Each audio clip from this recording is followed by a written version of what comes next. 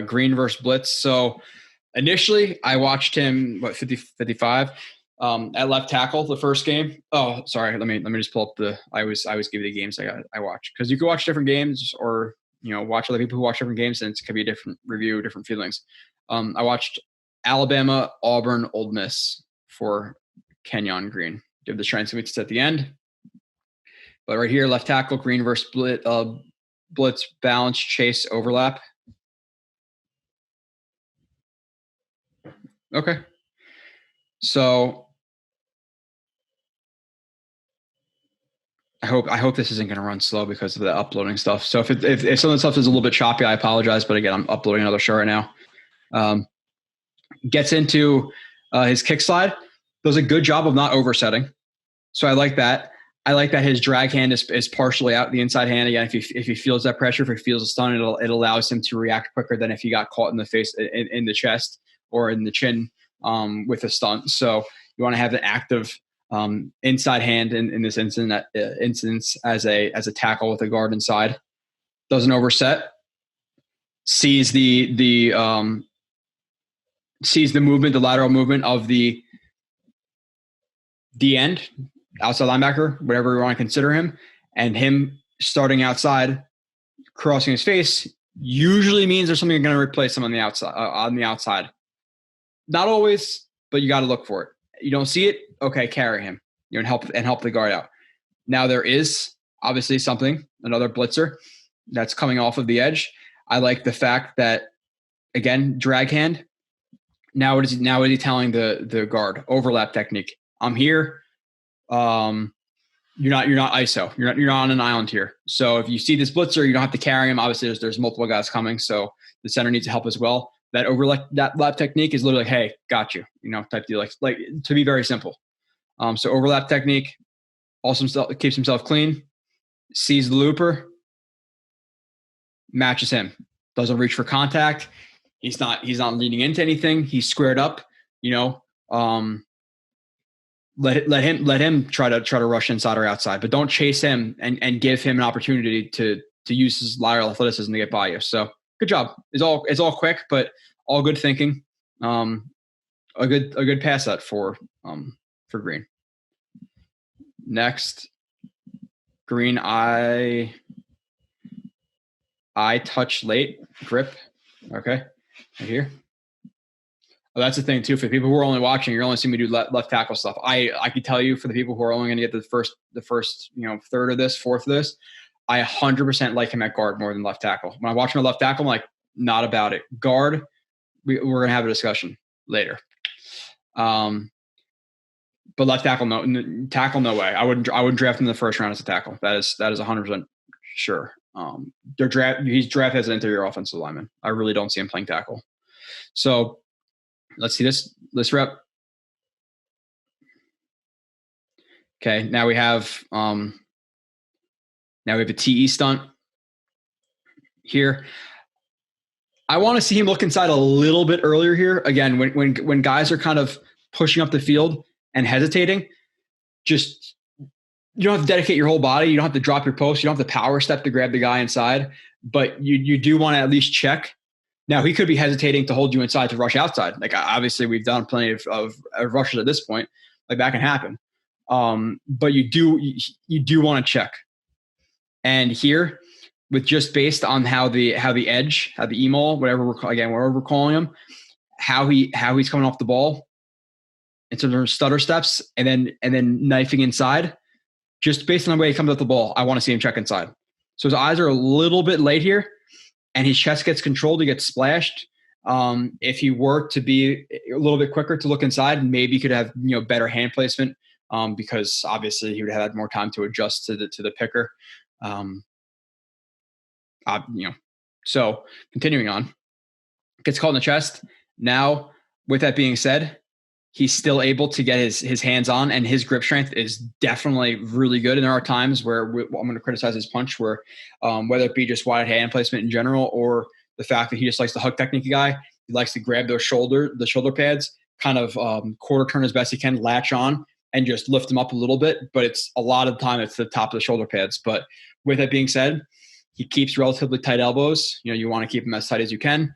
And his grip is ridiculous. Even if a guy's like fork his elbows or try to bull him, his grip strength is definitely solid. So he's able to hold on, match the guy, push him up the arc. So get a little bit late, but you like the recovery because of his strength and his ability to get lateral right there and match him up the arc and push him up the arc. Gallop. All right, so we're going to see some gallop techniques. All right, gallop technique. Again, left tackle. So he's going to take, it's a 3-step thing. First step is going to like open up almost like almost like a lead step to him.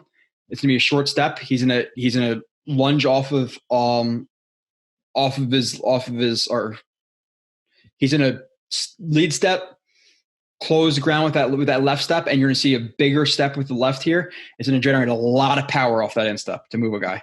So first step is going to be lead towards. Left step is going to, again, like hop towards him, close that ground, instep, and then the right foot's going to land as you're coming into contact, and you're going to explode into a guy. So here again, inside gallop, 1, 2, 3. Attack the again when you're trying to create movements, or when you're trying to create movement, you want to attack the center of gravity. You want to attack the hip, ribs, ideally the hip, with again tight arms. And let's talk about John Benton's blocking scheme. We're talking about pushing versus shoving.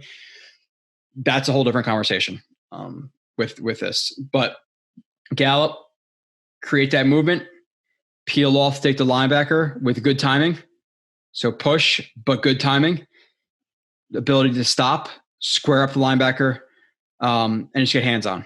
The running back cuts it, wherever he does. And a lot of this is in I don't think he's 6 though. It's like 32 or whatever Spiller, or 30 something Spiller. So if you want to just take note of that while you're watching this, he's one of the top 3 to 5 guys in this draft, depending on how you feel. And you have Weidemeyer too at 85 at tight end. So if you guys want to, while I'm doing this, if you want to, while I'm watching again, whatever, you can watch. We'll find Spiller in a little bit, but it's 6 not so. I think it's 30.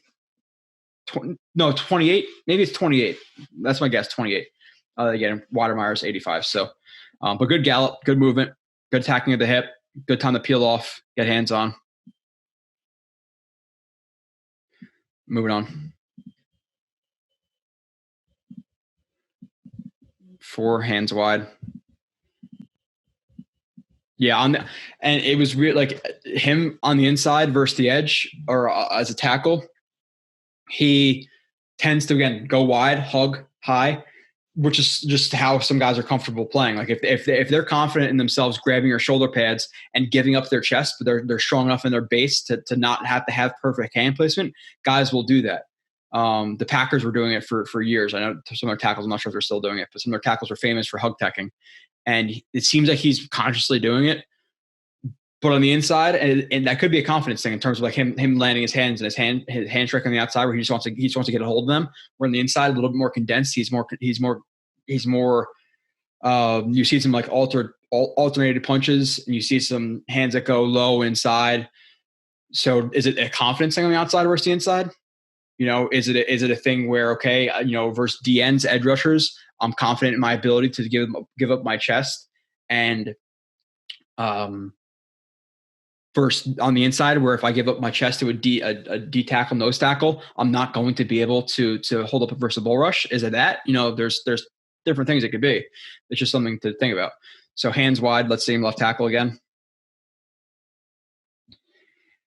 Again, in the run game, when the guy is able to create that separation, he's not trying to physically get, like, obviously he could stack you, but if you're going to move up to the D end or whatever, if you're not going to control his chest, if you're not going to get tight hands and grab with wide hands, you're not as tight, you're not as strong as you are when your elbows are tight. So you're not going to be able to. He might create a lot of like initial pop on guys, but in terms of being able to sustain blocks sometimes because his hands land wide, he tends to grab guys and then he just is trying to hug them and control them with, not proper hand placement, which is obviously not going to be as ideal. So you're going to see him work to the edge right here, hands wide. What happens? Your hands are wide. Again, elbows aren't tight. Not going to be able to control them. Hands inside. for the email is able to shed the block. Now again, he gets back on it. I like the fact that he gets back on it. Shows some aggressiveness after the snap, but initially, versus a guy who looks like he's probably 220 pounds, maybe a little bit heavier, 230, 235. I'll say 230. You want to see him you want to see him control that block a little bit better. Hug tech, hands wide in the pass game is more excusable, and we can have a discussion about it versus in the run game. Second level, sometimes, maybe. Initially, definitely not. Really ever, I don't want it. Green bend, a lot of these, they run a lot of these like tight belly zones, wind back type runs where they're looking to cut it back. So you're gonna see a lot of those, but we're just watching him at left tackle again. He's again.